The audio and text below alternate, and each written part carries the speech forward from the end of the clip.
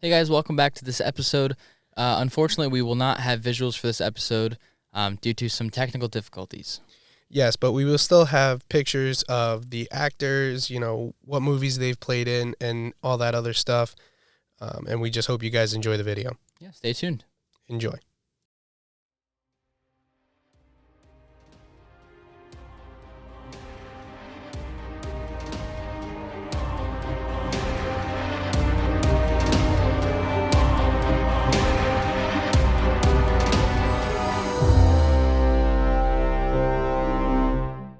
Welcome back to the One Shot Podcast. I'm your host, Vincent. And I am Johnny. Welcome back to the fourth episode. Today, we're going to be going over Knives Out. Yes, and last week, the Breakfast Club, we took it back. Yeah. We went old school, and we brought it back to the 80s. Yeah, very interesting. Yes, very, very, very interesting. It was actually kind of nice. It was kind of nice to go back. It was nice. I mean, you can tell how... And revisit a cult classic. Mm-hmm. Yeah, you could tell how far technology's gotten and movie making has gotten. It's crazy. In the last because 30, 40 years. You would be able to tell the differences. Like, you can see what's different and what's not. I feel like, especially maybe in this movie, because it seemed like there were, like, kind of similarity. Not huge similarities, but, like, there were jump cuts here and there that were smoother than back in the 80s and stuff like that. So it was just very nice. I really enjoyed Knives Out. I enjoyed both movies. But like I said in the last one, Breakfast Club wasn't my favorite. Yeah, no, it was good the first time I watched it because it was new to me. Right. But watching it again, like 4 or 5 years later, it was okay. I mean, it wasn't anything like as good as everyone makes it out to be. Right. But that's just because it's a quote unquote classic. Right. So it makes sense. All right. So we are going to jump into the plot. Oh, wait. Sorry. Before we start, Johnny promised me a bagel, everybody, and I am here bagel-less. Yes, that is true. Four episodes in a row. Four no episodes, bagels. Still no bagel. Yeah. Didn't have enough time this morning. Bullshit. You said you got up at 8 a.m. I was up at 8 a.m. to write the script for this dang episode, brother.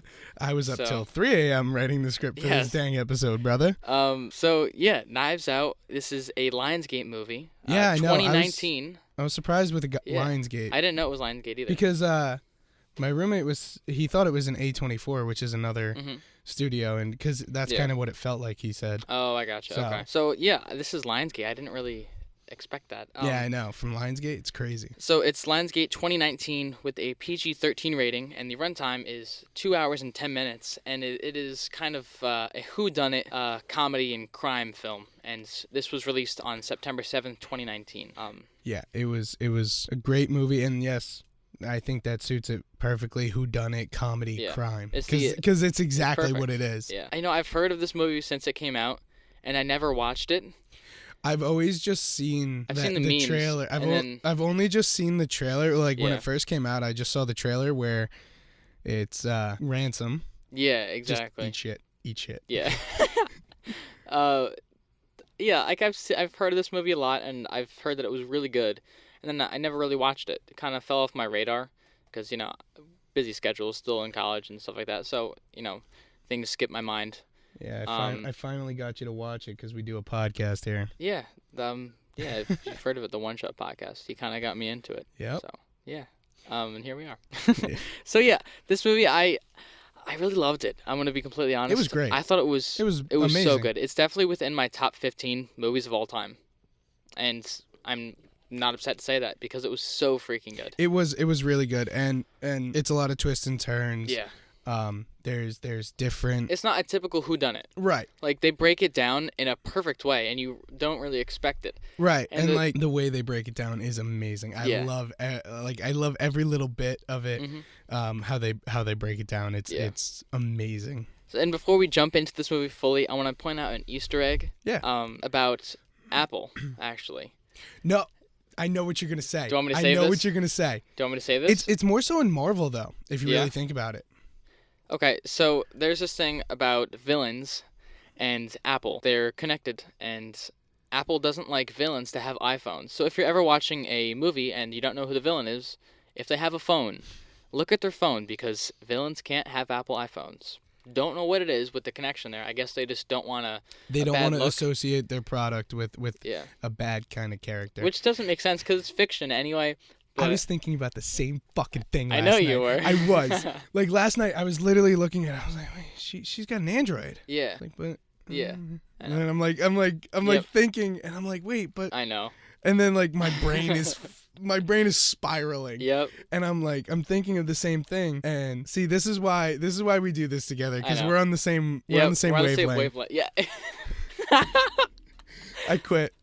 Oh my god. So do you want to jump into the plot of this film? I know we're really excited to get going. I would love to jump into the plot. Let's hear it. So the plot for this movie: when renowned crime novelist Harlan Thrombey is found dead at his estate just after his 85th birthday, the inquisitive and debonair detective Benoit Blanc is mysteriously enlisted to investigate. From Harlan's dysfunctional family to his devoted staff, Blanc sifts through a web of red herrings and self-serving lies to uncover the truth behind Harlan's untimely death. That's a perfect description. You know, watching this the first time, I was watching it at like midnight. So I was watching it with my girlfriend. So I was sitting there watching it, and then she falls asleep, you know, as one does. Yep. And I was so excited to watch this movie. And so she was too. And then we're sitting there watching. I see her just knock out. And it's 30 minutes left in the film. So right when it's getting to like the climax, she knocks out. I'm sitting there like freaking the hell out. I'm like, oh my God, this happens and this happens. Right. And she's knocked out next to me. And I want to like wake her up and talk to her about it. And then she definitely got mad at you afterwards. She was like, You watched it without me? No, she really wasn't, because she had to get up at 5 a.m. the next morning. Oh, okay. That's acceptable. Clinical. But so we're sitting there watching it, and like imagine though, like I go nuts. Yeah. In my mind, because I don't want to wake her up. Right. And so the next day, I'm like, I talk to her in the morning. You're just like sitting in bed. You're like, I'm trying to like break it down to her, and she's like, "What?" She's like, so like caught off guard. Now I wanted to finish it. Yeah. And rewatch like the last 30 minutes, because that was the best part of the whole film. Oh, I would say amazing. Because it's just fast-paced, it's moving, so, it's going. Yeah, I did want to talk about that. This movie picks up quick. It really does. So quick. Like I feel like this is a movie you need to watch multiple times to completely catch everything. Yep. Literally, the movie starts with you see the one worker, Fran, walking through the house going to give Harlan his breakfast, and she's like, okay, he's not in his room, he's probably in his study. So she walks up to the study, and she finds him there with his throat slit and a knife on the ground. Yeah. And a pool of blood. You know. Obviously. Yeah. So, and it just picks up from there. It gets the ball rolling very, very quick from there. Which is good. I mean, I feel like that's kind of how Rian Johnson does this. He's the director of the film. He's been in a couple other, he's produced and edited and directed multiple other films, and they kind of have the similar style. He's got a great experience behind him. Yeah, we're going to jump into that in a little bit, but this is his film, and you can tell because of the pace of the film. Yep. So I don't know, it works really well, the fast pace, because that's just, you know, detective, and he works at a super fast pace. Yeah, so. The pacing of this movie, I don't think I would change. I think it's perfect. Yeah, it was definitely perfect how it was laid out. So speaking of this, let's jump right into the cast. Yep. This was a absolutely star-studded cast. Oh, seriously. Yeah, and we thought the Adam Project was star-studded. I know. This is even better. Star-studded. So right off the rip, Daniel Craig stars as the detective, the mysterious detective who was hired. Nobody knows. Benoit Blanc. He's obviously known for his 5 James Bond films. Yep. I think my favorite James Bond film is Casino Royale. You know, you're gonna be mad at me. I have not seen a single James Bond movie. See, I'm not a huge James Bond fan, but like haven't seen them. I watched Casino Royale, and that was the first one. That's the first one he was in. Was like I'm pretty sure 5 or 6 or something like that. I could be have wrong. no It's idea. pretty old. I thought it was maybe like 2010. No, I was looking at his IMDb, and it said it was like either from 2005 to 2008. Really? Yeah, I didn't know he started that early. Yeah, so he's been doing this for 12 years. Yeah, at least. That's ridiculous. Wait, did you just do math wrong? I did. I'm not good at math. Did you say 2005 to 2008? Yeah. No. To now. Oh. Yeah, to now. I thought you were talking about the James Bond stuff. No. I was like, yeah. He's been doing it since roughly 2006. Yeah. Around there. So, but that doesn't really matter. Screw math. We're comm majors. Yes. The next huge cast member of this film, Chris Evans, obviously known for his films as the Avengers. Yep. In the Marvel universe, of course. And he plays Ransom Drysdale and he's also in a couple other good films. Yes. Scott Pilgrim vs. the World, the 2005 Fantastic Four, which was okay. Yeah. It was a good film. I would say it was Not all great, right. but I'd give it an all right. more to desire. And he's obviously in the new up and coming. Yes, he is voicing Buzz Lightyear in the new upcoming Lightyear film. I don't know if I am going to go out and watch I'm not gonna go see it. I don't think so. I'll find it eventually. Yeah. It'll make its way to my laptop. Yeah, I think I will too. But obviously that new trailer just dropped the other day. So we're recording this on April 22nd, Friday, and the trailer just dropped, I think, yesterday, the day before. And I watched it. It actually looks pretty solid. I didn't really know what the whole story was going to be with him, but it's really good. The thing is, though, it's like I don't think it's so with the Lightyear film. We'll go into a little bit on this. I don't think it's an actual astronaut. I think it's like a movie that Andy watched as a kid, because they didn't sell Buzz Aldrin action figures when he landed on the moon. That's true. Like, I think it's a movie that Andy watched as a child, and then they started making these action figures. Okay, I got Because if you think about it, why would they just make an astronaut into an action figure? True. Especially for kids that probably don't even know who he is. That's valid. Unless it was in a movie. Yeah. So.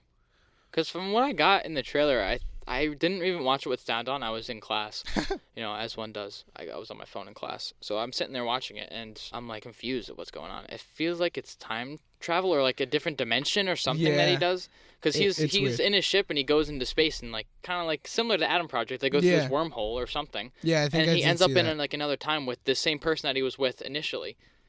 Like a captain or something. Yeah. I don't really know. I saw a pop doll for Zurg, and he looks fucking badass. Yeah? I swear to God, Zurg looks badass. Here, I'll look up a picture real quick. That's funny. But yeah, I was kind of confused, mainly because I didn't have sound on, so maybe that's on me. But I'm interested to see how this film's going to lay out. Once we get closer to the release date, which I don't even know when it's coming out, I'm excited. I'm not sure either. Here, I got it. I know it's coming out this year. It is releasing, June 17th, 2022. That is he a cool looks badass. Pop. If we maybe get a picture on screen for people who are watching visuals. So yeah, this Lightyear film is supposed to drop June 17th. Pretty interesting. Oh, they're gonna get outshined. Why? What else is coming out then? Didn't you say Thor: Love and Thunder is coming out what?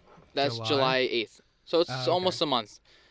So that's gonna be. I was gonna say because if they released them. That's Pixar. So Lightyear. It's Disney Pixar. So it's all and then Disney anyway. So they wouldn't do that to themselves. That's just shooting themselves in the foot. Are you kidding me?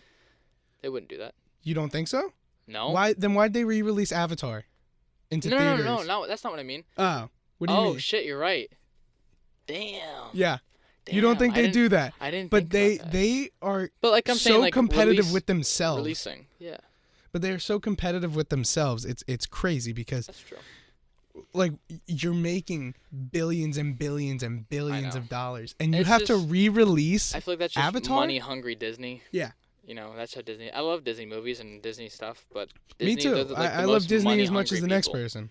Yeah, but anyway, who is our next cast member? So we have Ana DeArmas as Marta Cabrera. She is known for Blade Runner 2049, No Time to Die, Deep Water, and she was also in War Dogs with Jonah Hill and who's the guy that plays the new Reed Richards in the other Fantastic Four?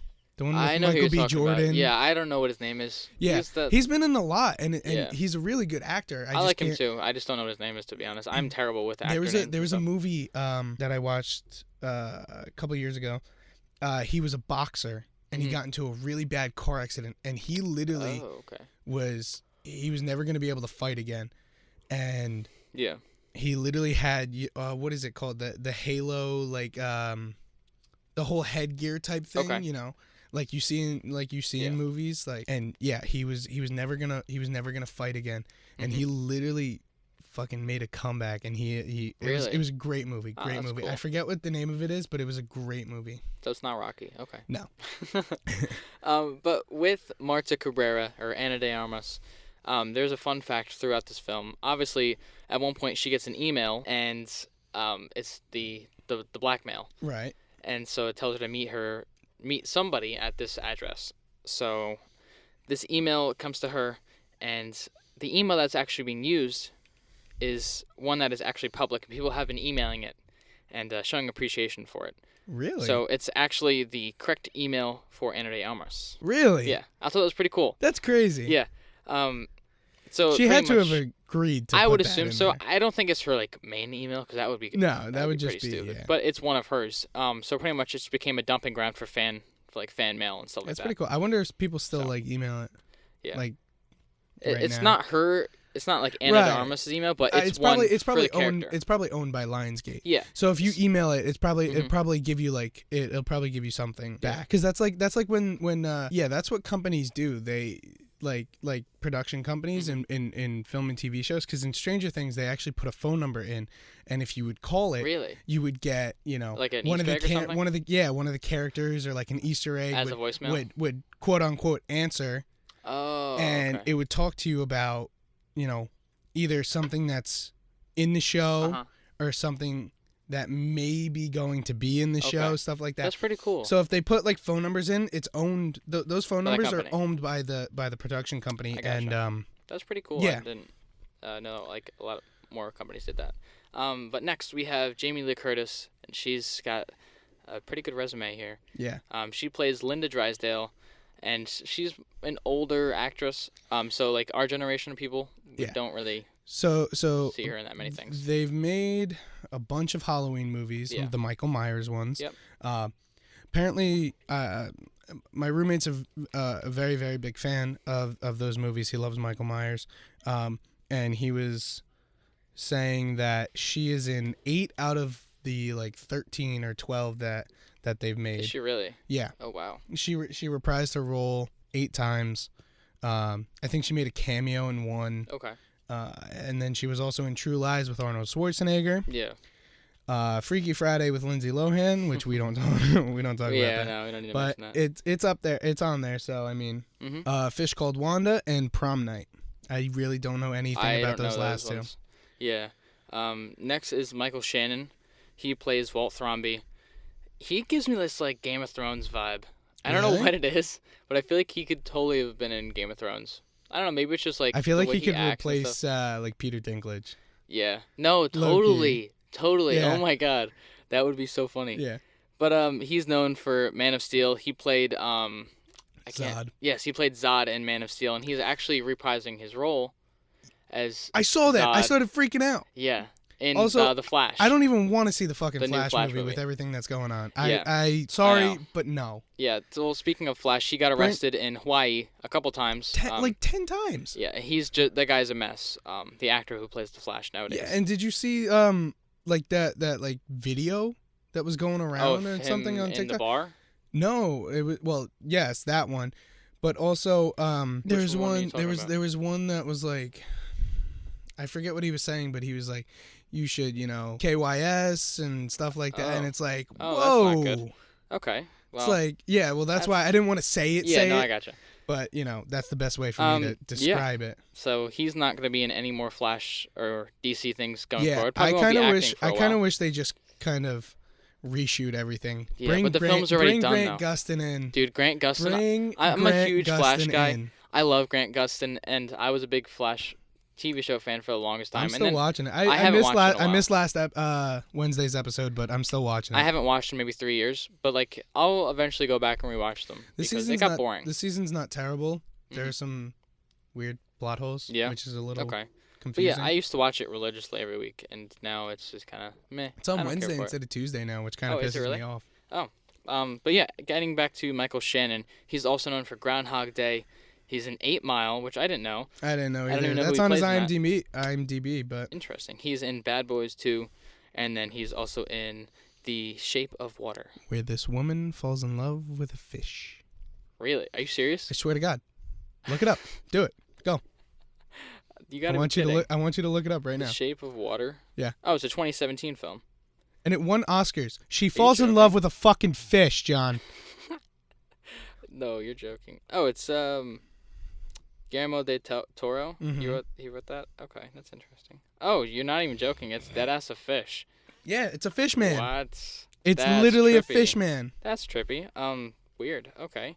Next we have Don Johnson, who plays Richard Drysdale, and he's known for A Boy and His Dog.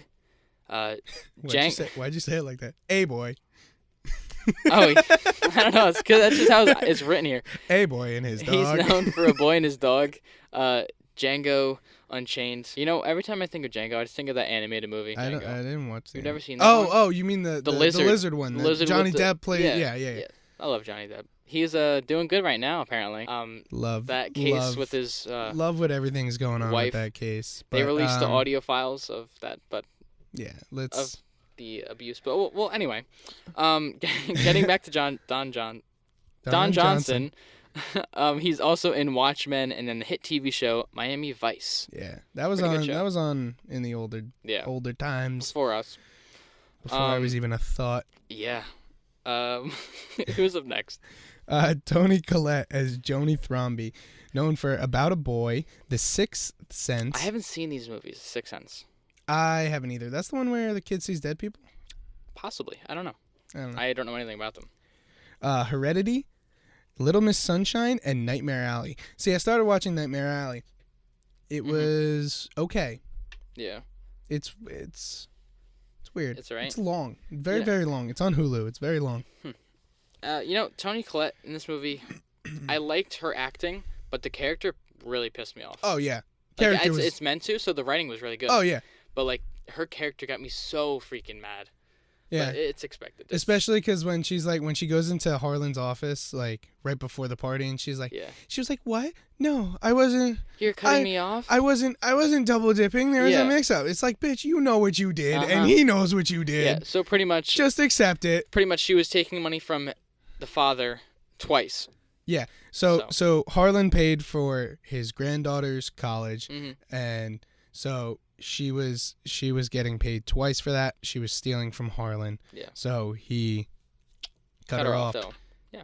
Can we stop talking Can we stop saying the same thing at the same time? It's getting weird, dude. It is. We're together too much.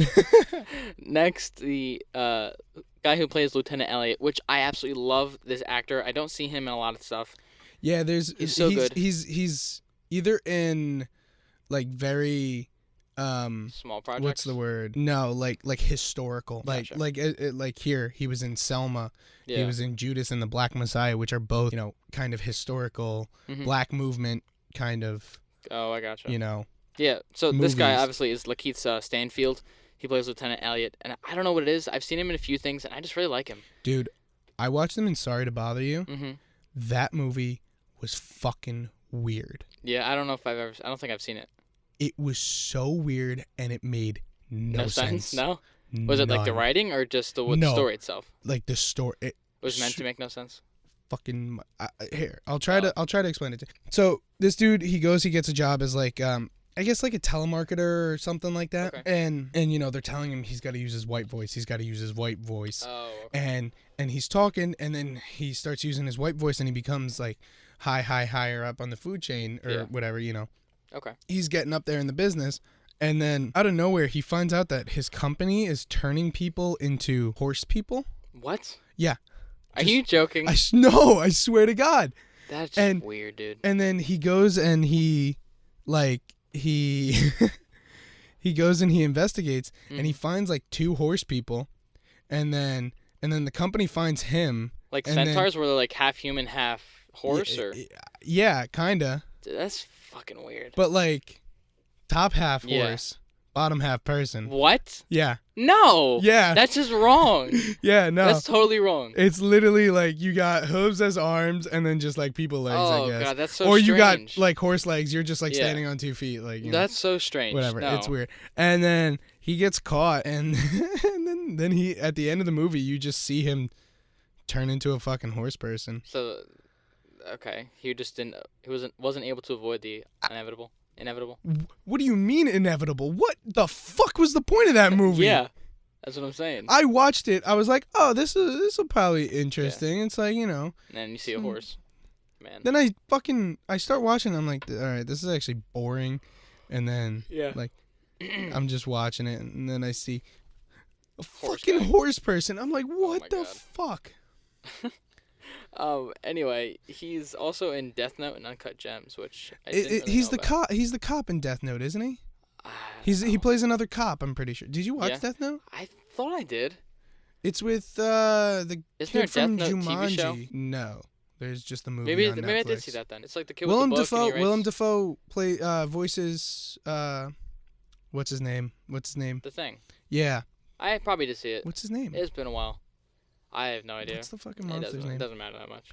God, this cast is so long. We're Yeah, I spending so know. much time on it. Next It's okay. is Christopher Plummer, who plays the father, the 85-year-old Harlan Thrombey, and he's known for The Sound of Music, which is very popular. The Girl with the Dragon Tattoo, which I've heard a lot about and I've never seen it.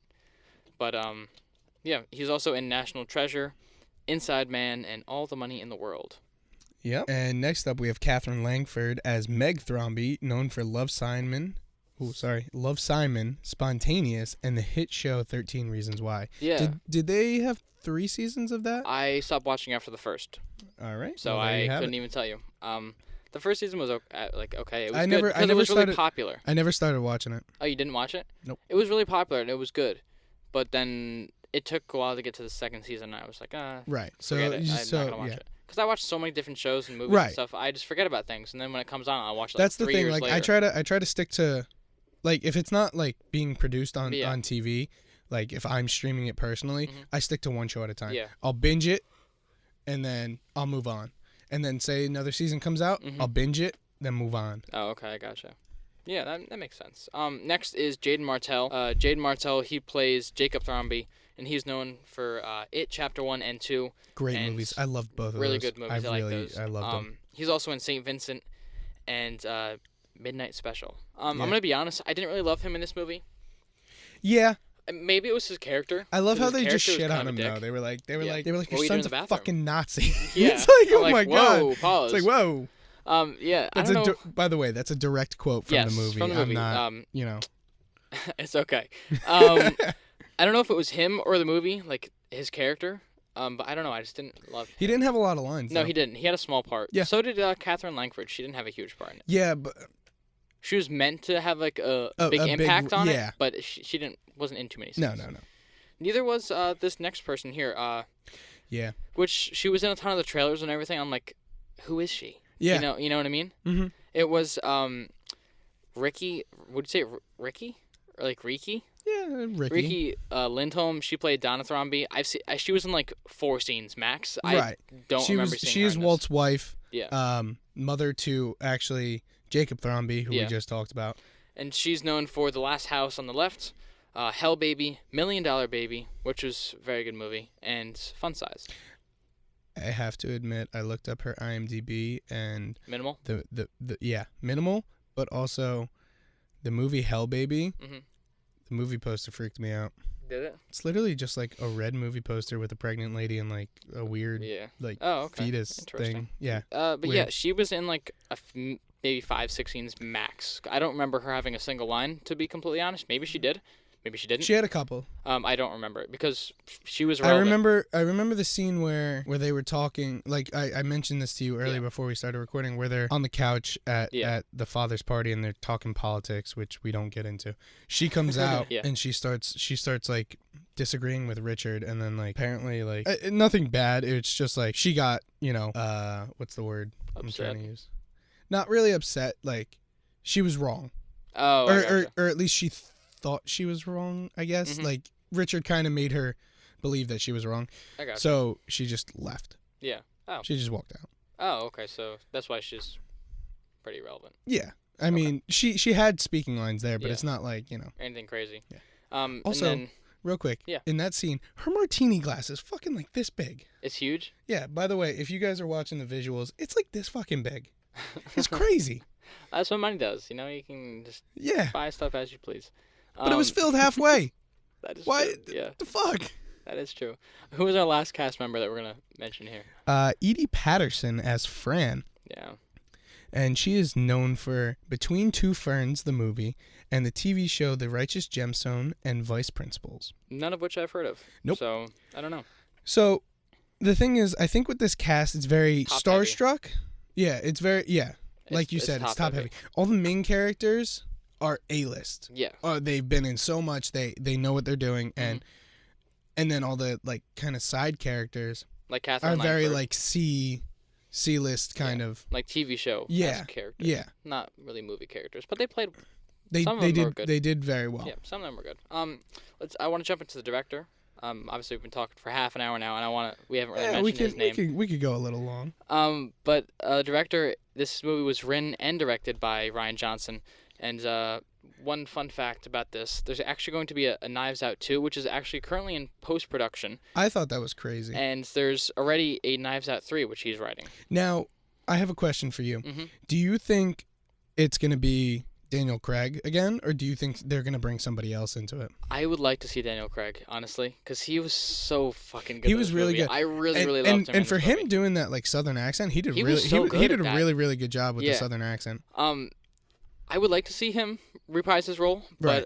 but then again, I feel like might be like a scary movie type of like thing where they like recast everybody and just do like a whole new story. That's what I was thinking. Which I wouldn't mind because because as long as especially he's if it's doing like the same, same people writing, directing, and cinematography. Right. I think I'm perfectly okay with. Yeah, but no, I wouldn't mind that at all. He also directed Poker Face, which is a 10-episode show which is currently in pre-production, and then he also directed and wrote Star Wars Episode 8, which was The Last Jedi. Yep. And we were speaking about fast pace, and that's kind of how The Last Jedi is as well. How does The Last Jedi start? Why can't I think of it? I just watched it like 2 months ago. That's what I do. I rewatch Star Wars a lot. Oh, I remember how it starts. Duh. Yeah. So yeah, he wrote the Star Wars movie, and I thought that one was solid. But obviously the sequel trilogy is kind of dog shit. But we won't get into that until we do Star Wars eventually. I like The Last Jedi wasn't bad. I did like The Last Jedi. So it was okay. I would have appreciated a little bit more of Star Wars lore, but yeah. But that's we're not for another gonna get time. into it until later. Rian Johnson also directed this really good movie, Looper, 2012. It's pretty much just a futuristic film. Is that with what's his name? I can't think of him. I was just looking up his IMDb this morning. Guy from Fast and Furious. Yeah, I can't think of his name. I don't know why I can't think of it. Oh my god. I can't either. It was Joseph Gordon and Bruce Willis, Emily Blunt, Paul Dano. Wrong. I was thinking wrong bald guy. Oh, yeah, it's okay. Bruce Willis is in it. So is that cat, Joseph Gordon. Joseph Gordon-Levitt. Yeah. I like him a lot. He actually had a cameo in this film. I saw that, but he I played didn't. a voice. I didn't. Yeah. On the TV. Oh, okay. In the beginning, when they announce his death. Home. Yeah. Okay. Yeah. Marta goes home and she sits on the couch, talks to her mom. Right. And you see like the blood on her foot and everything like that. They have his voice on the screen. Yeah. So one thing that I want to note, he actually directed 3 episodes of Breaking Bad, and I'm a huge fan of Breaking Bad. Probably one of my top 5 TV shows of all time. Tell me you haven't watched it. I haven't. Oh my god, this guy. Also, I forgot how to say the one title. Yeah. So he directed 3 episodes. We don't know how to pronounce one of them. We'll let Google do it. Yeah. It was. So he directed 3. One in 2010 called Fly. Which I remember. That episode was really funny. That was when they're in their like station and they're cooking.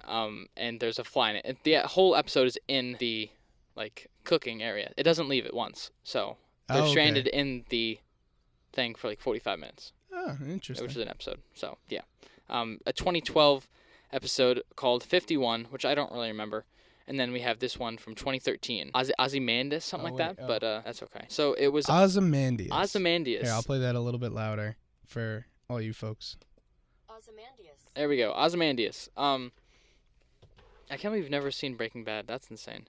Yeah, my dad also yells at me for not watching Breaking Bad because he binged it. I did too, and now I have to rewatch it. I definitely need to rewatch it. There's some speculation and rumors going around that Rian Johnson is going to be directing and writing another Star Wars trilogy. Yeah. I saw it on IMDb and a couple other sites that he's directing episodes 1, 2, and 3 of a new trilogy. So the thing is, we don't know anything about it. Yes, I think that's going to be super fucking cool. Because it's Star Wars. But at the same time, what are you going to do with it? That's what I'm saying. What are you going to do with it? And like the thing is, I don't want just any Star Wars story. Or yes. Like something that you're pulling together by strings. Yeah. I don't want something some like trash. I want to see something new, but at the same time, you have so much you have so many other characters Yeah, that you could that dive you into. could do stuff with. You know, like I wouldn't mind seeing something based on Finn because they completely They ignored the shit out of him. they did, and he. But had also such he good was potential. such a bitch in the last one, in the Rise Yeah. of Sky. Rise Rise of of Skywalker. That was the last one. He was But such a bitch. They did him dirty. He should have. Ray, Yeah. gotta tell you something. Yeah, I know. Shut up. They did him dirty, and they should have really dove into his character more. His character arc sucks. That I have to say that last episode was pretty bad. Yeah. Because that's when they're like, oh, let's fix everything that we messed up in the first two movies, and they completely like redacted everything they said. Yeah. Like how Luke threw his lightsaber away, and he's like, oh, in this film, the Rise of Skywalker, oh, you can't do this to a Jedi's weapon. Like that's such horseshit. Yeah, it's like come on, are you kidding me? Oh my it's god. like fuck you, dude. You literally just Yeah. did it. But I guess maybe him being a Force ghost, he kind of I don't learned know. more. I maybe guess. maybe Yoda was But like, brother was "Yo." dead for like an hour, and then he did that. So that doesn't even make sense. Yeah, but I absolutely hated how they tried to kill off Chewie. Like Yeah. they made it think that I know. I was livid. I was pretty upset too. But speaking of him writing this Star Wars trilogy, there was a pretty long quote that Rian Johnson said a while back, and I kind of want to read it because it makes sense. His view on writing Star Wars. So pretty much it goes, when people ask me, don't you think people are going to get sick of Star Wars movies? To me, that question indicates that they're thinking of Star Wars movies as a museum exhibit that is wheeled out once a year so you can say, oh, I love that thing. Oh, I remember that thing. And yes, if Star Wars is that, people are going to get sick of it really quickly. But if Star Wars are great new movies that are exciting and fresh, and that challenge you and surprise you and make you feel things and engage you the way that the original movies did, but always taking you to new places both in the galaxy and emotionally, that's never going to get old. And that's what it's all about. So that's what he said. And I agree with that because, you know, Star Wars, it was nice seeing the Skywalker saga, Right. but there's so much potential for Star Wars because of all the different planets. have you've seen I've seen which everything one that's was canon. It? Not it was after The Force Awakens, The Last Jedi, the one he Yeah. directed. The kid at the end, Yeah, exactly. he literally just grabs the broom. Yeah, that's what I'm saying. There's so much potential that they could dive into. And the thing is though, there's this is all after Order 66. Yeah. There's probably Jedi scattered everywhere, Hmm.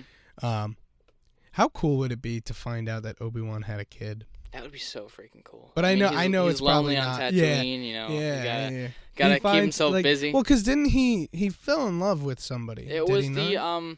the girl from, I didn't watch like Clone Mandalore. Wars or anything, so I believe it was the girl. Maybe it was the girl from Mandalore, but not Satine. That was the other girl from Mandalore. But he fell in love, Right. and that was against the Jedi Code. but like But they didn't dive into it I know, until but it was like Clone Wars, the imagine show. he had a kid though. That would be pretty cool. That'd be sick. Plot twist, but that'd be pretty cool. And then So yeah, he's gonna be directing 3 Star Wars films apparently, and he was actually an actor in Star Wars Rogue One as a Imperial technician, which I thought was that's cool. I didn't know that. But let's jump into cinematography. Yes. So the beginning of the film, first of all, starts off very, very, very quickly. Yeah, Then definitely. you see him dead, and then it jumps to 1 week later, Yeah. and then that whole scene, that whole sequence there. What, them all walking in and No. I'm saying like when they're being interrogated. That yeah. whole sequence, it was shot like a documentary for some which I reason, liked. and it was I it was really really liked that. cool because that's the whole kind of, I guess, aspect of the murder mystery. Yeah, the which whodunit I type. really enjoyed. It was cool. But also, it seemed like it was like, for some reason, it felt like it was like old school, like 80s maybe, Yeah, no, I but get that. also like current because it was at the current date. Yeah. But the cinematography, the director of cinematography was Steve Yedlin, who also did Star Wars: The Last Jedi. Okay. So these two are linked. Right. Rian Johnson and him. So I thought that was pretty cool. One scene I want to note, pretty much after the will reading, and Mhm. when Marta is attempting to like escape the mansion, this scene was done so freaking well, and it wasn't even on purpose. Yeah.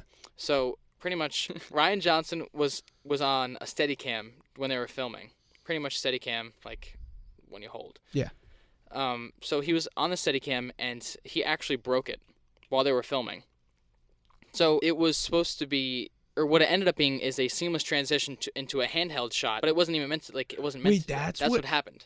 It was supposed to be on a like When she comes out of the Yeah. after the will reading. yes. So she's That's running out and crazy. stuff, and then it turns into this handheld, which it wasn't meant to be. But someone described it on Twitter as sexy, which I thought was very funny. Yeah. However, it was actually the result of the director Ryan Johnson accidentally breaking the Steadicam during filming, which he revealed.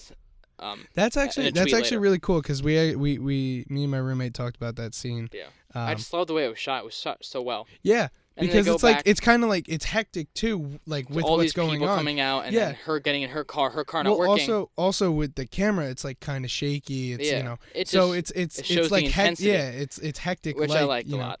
That's like the subtle details in Civil War. When Iron Man flies in, the camera shakes a little. Yeah. When War Machine lands, it shakes a lot because 'cause he's War the big- Machine's he's yeah. heavier than. Yeah, no, that's really cool. It's subtle things that Yeah. are cool. I know we were talking about this before, but I know you probably want to mention it. Yeah, I really like this. So, subtle features, art by Matt Mania. This is a tweet. This is a tweet from Steve Yeldon, yes. which is the director of cinematography. So, Knives Out subtly features art by Matt Mania, Key Grip. We had many close-ups of characters with eyeglasses, so he cleverly sculpted mats to reshape our lighting equipment into scenery you'd realistically expect to see in the reflection of the glasses. Yeah. I think that is so cool. It's so And- smart. Like, yeah, you don't see that in certain movies. Like you may see it a little bit here and there, but nothing like as extreme as what they did. Because there's Yeah. a picture which I'll put into the To the visuals, and they literally like built a whole like set window frame Yeah, thing so pretty much they over made the lighting. they made their light have a cover, and the cover was a window Yeah, to basically mock the scene. Yeah. Which was very smart, like really, really smart stuff that they did, and I like that a lot. Like as people with glasses, anytime you take a picture or a video with a light, you're screwed because there's always going to be a reflection in it. So I thought that was really smart. There is another subtle thing that probably goes unnoticed here, but anytime that they were shooting outside, outside of the mansion, there was this one shot when they were going up the trail, opening the gate, and you see Ransom going up, and there's this one shot here that they actually shot. There was a combination of a day for night and a night for night. So pretty much two different shots, but they combined them together to get the eventual look that they had. So there is a photo here on Twitter. We're also going to put this in the visuals here for you guys. There is a visual with two separate pictures here. One, the beginning product and the final product, which is a green screen in front of the mansion, which they used to pretty much just help them sculpt Ransom in. right. Essentially, it helped that. And then in the final product, it's the night, which is insane. The first picture is daytime, second one is nighttime. Yeah, what so they can combined do with, two what different they can shots. do with things is crazy. It's so impressive. My description of that was probably butchered, but those who are watching visuals, you'll understand it better.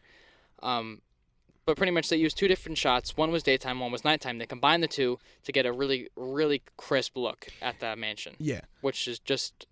They wanted to make the lights look really good. And Right. it worked so good. Yeah. Because the lighting in this is just freaking phenomenal.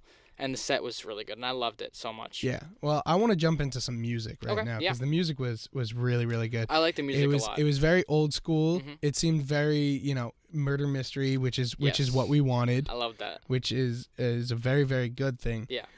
So the most known one is probably Sweet Virginia by the Rolling Stones. Which is a really good song. Yes, that comes at the end of the film. Yeah, the last scene. Yes, which very, very, very good scene. Amazing. But there's a bunch of other, no way, Daniel Craig actually. I don't think he actually did Oh, it himself. oh. No. Why is that there? I don't know. But there's some other songs. Losing My Mind from Follies by Stephen Sondium.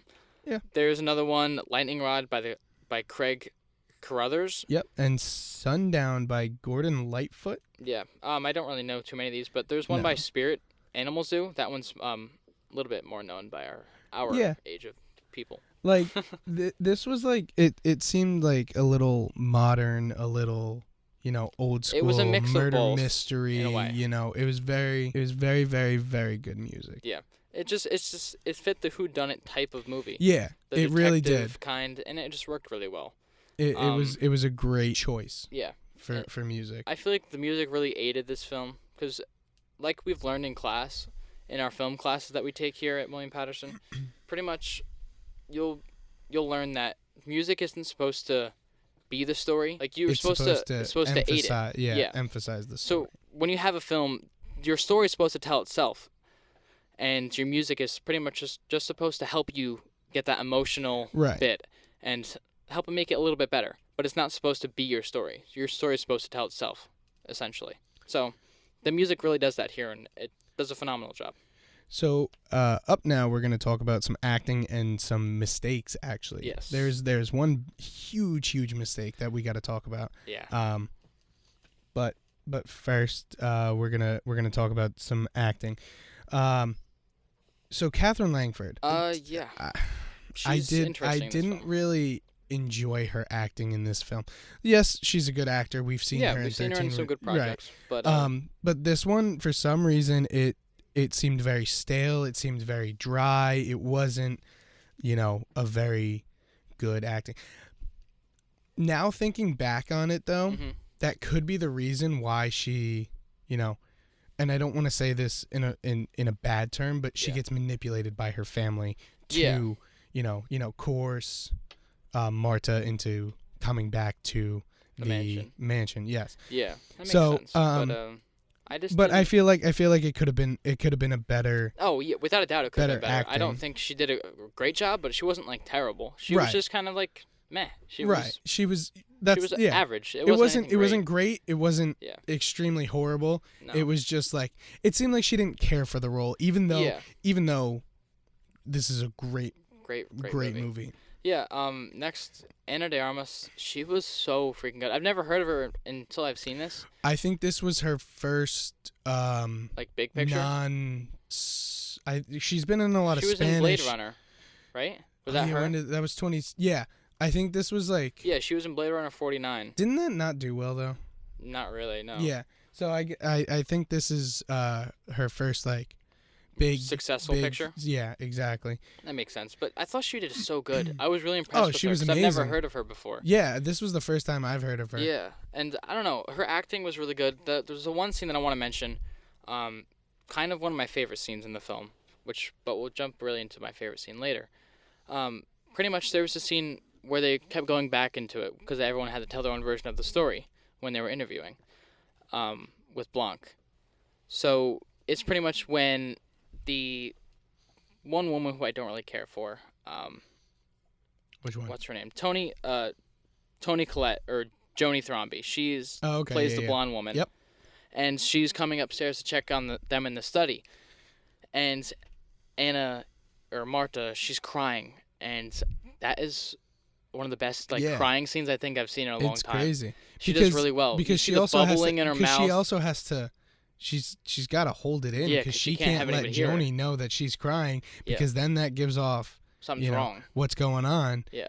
Yeah. So. But she just did a phenomenal job, and I was so impressed with her.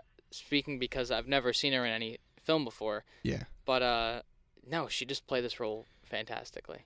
Yeah, it was great. I was very also, impressed. Chris Evans was amazing. Yeah. Absolutely phenomenal. He's always really good, and obviously we know him. But like, this is crazy. Well. This is because this kind of gives off maybe a little more R-rated Johnny Storm, see. Right? Johnny Storm. Johnny Storm kind of vibes. Yeah, because he's kind of a prick like that. Douchey kind of, Yeah, he's not a nice guy. He's kind of a dickhead. Yeah, and which was really good. It works really well. Chris Evans, like obviously a lot of people know him from this film because of the sweater that he wears. Like there's a big meme about it. And I knew of him. My sister tried to get me a sweater like that. My girlfriend tried to do the same thing to me as well. She wanted me to get the sweater. So my sister got it for Christmas, and I was like, I swear to God, if I put this on, I'm gonna feel like Ted Bundy. Oh God, like it was bad. It was like a bad kind of sweatshirt. I was like, I put it on once, and I was like, I feel bad. Like I feel no. Yeah. Like I like sweaters, but that one was just a little too much. No, but I was really impressed with Chris Evans. He played that role really well. Yes. And I wouldn't have anybody else play him. I think he really fit that role perfectly. So I wanna talk about this mistake, and then I want to talk about something kind of different real quick. So first of all, this mistake is kind kind of towards the beginning of the film where Marta gives Harlan the wrong medication. She thinks she switched it. So she thinks. Yes. So she switched up the medication, and she was going to call 911 to get an ambulance, and he hung up the phone. And the thing is, the phone rang once. Yeah. That means there's a record. Yeah, so they that would have means called there's a back and sent 911 units. call going out from the Thromby house. And They they could don't have traced it. they don't talk about that at all. Yeah, no, they totally could have traced it, and normally you would send units if you don't answer the phone. That's just how a 911 call works. Right. So theoretically, they should have had the police there. Right. It's But one little mistake. It's not, it's not like one little story changing, but I don't know. It wasn't huge, but Yeah, it was no, definitely it wasn't, noted. It wasn't a huge mistake, but still. So, yeah. So the thing is, I want to talk about who you thought did it In the beginning. I'm gonna be honest. Like, obviously, we knew what happened. Like, he obviously did it to himself. Right. He. But they wouldn't just make a movie on suicide. Yeah. No. I was confused in a way because I was like, who could they possibly? Have do it. I thought it was maybe Joni Thromby. I could see she that. I hated her character, and then for a second I was like, oh, maybe it's the kid. Which you know? one? Her, the guy from It? Yeah, the guy from It. But then I was like, oh, he's not in this film enough to be involved. Right, to be like that. And then they said the thing about Walt, and Walt was kind of a jerk, and I didn't care for him. But I I don't liked his acting. So I thought it was Joni or Ransom. Yeah. I didn't get a vibe from Ransom because he wasn't there, you know? But that's also why.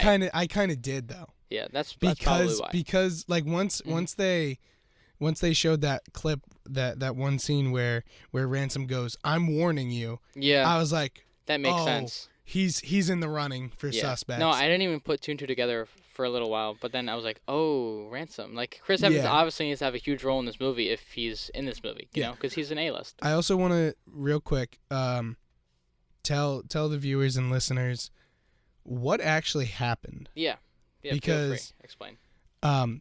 So spoiler warning, by the way. So it's Harlan Thromby's 85th birthday. Mm-hmm. Everybody goes to bed. Marta and Harlan go upstairs into his study and they play their nightly game of Go. Yeah. I don't know what Go is. I'm not sure either. Confuses but it looks the fuck out of me every single time I see it. Yeah. So they play their nightly game of Go. And then she gives him his medicine, and she gives him... Well, first he knocks over the board of Go. Yes. Because he's a sore loser. Yes. And that's a big plot. Yeah. You know, that's a big thing in the story, in the plot line of this movie. But, so then she starts to give him his medicine. She gives him morphine and another one. Morphine and then his regular medicine. Yeah. She gives him the morphine to help him sleep. And she gives him the other medicine because he pulled his shoulder, or like he did something to his shoulder. Mm-hmm. And so she thinks she gave him the wrong medicine, when in reality, Ransom came in and switched the medicine to... It's a little confusing. He took syringes and switched them. Yeah, he took the syringes and he switched the liquids. So he put the morphine in the other one and the other one in the morphine. So she gave him... She thought she gave him 100 milligrams of morphine. Which would obviously kill him within 5 minutes. 10. 10. Okay, 10 minutes. And so she thought she gave him the wrong one, but at the end of the film, we see... The report. Yeah, Blanc. We see the tox report, but also we see Blanc. Blanc goes, "Hey, hand me the morphine." He covered the labels on both of the vials, and she picked one up, which I didn't notice the first two times I watched it. She picked one up, put it down, and then grabbed the other one and gave it to him. And I was like, how does holy she know? Shit. She just knew. And well, he said she knew. Because there's the slightest little difference in viscosity, and he goes, "You knew you gave him the right medicine because you're a good nurse." Yeah, I thought that line hit me so good. I loved that scene. Yeah. That was a great scene. Daniel Craig is such a freaking good actor, and yes. I've never seen him in a movie before because he was really known for his James Bond films. Yeah. And I'm not a James Bond fan really. Yep. So, So we're gonna break down the ratings real quick and the awards. Yeah. So if you want to jump into the first one here, and then what ratings? Yeah. Yeah.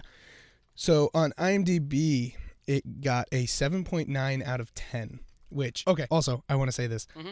When I looked this up, I was absolutely blown away. This is the highest movie. This is the highest rating we have on this show. I know, which is insane. Yeah. But it makes sense because this movie is so good. Oh, it's amazing. Highest movie we have on this show. So IMDb gave it a 7.9 out of 10. Rotten Tomatoes gave it a 97%. And hold your fucking horses. Metacritic gave it an 82%. Which is insane because we did the Breakfast Club. That is the highest fucking movie we got on here. Yeah, I know. It's pretty hype. Metacritic gave the Breakfast Club, I think, a 66, and that, that was a solid movie. They gave Endgame what? I think it was you a said 70? 60. You said like 65 or something. Yeah, I don't know, but this movie was very and good, and it makes sense. I have to say, this movie, I swear to God, is slept on by so many people. Oh my God, yeah. You ask people if they watched it, it's either yes, I love that movie, or no, I've never heard of it. Yeah. No, or like I've never heard of it. Yeah. And it's like it's one of the two. It's either yes, I love it, or no, I've never heard of it. It's not. There's no in between. Like, oh yeah, I saw it, I didn't like it that much. Yeah. Or yeah, I've heard of it, but I haven't watched it. It's one of the two. Yeah. No, it's that either makes sense. Yeah. It's crazy. It's absolutely crazy. Yeah. No, definitely. Jumping into how much it made. The budget for this film was actually only $40 million. I shouldn't say only because that's a lot of money, but not it's a a lot of money, but that's a really, really low budget for. Because the Atom Project you said was only what 120 million dollars, right? I mean, but still that's a really low budget. If we compare this to Endgame had $356 million as their budget, which is unheard of. That is crazy. For a budget. Yeah, but that's crazy that this is $40 million budget and it did so well. Well, that I understand. I without special effects, the budget can be low. Yeah, I mean, Endgame, the budget was what I just said, and they made $2.7 billion. So they definitely made a ton of money. You think? So, yeah. But this movie ended up making $311.4 million, which is a great outcome. Lot of money. It's a lot of money. A lot of money. But see, that's what I mean. It didn't like. Didn't have any crazy special effects. That's a lot of money, but I feel like that could definitely be higher.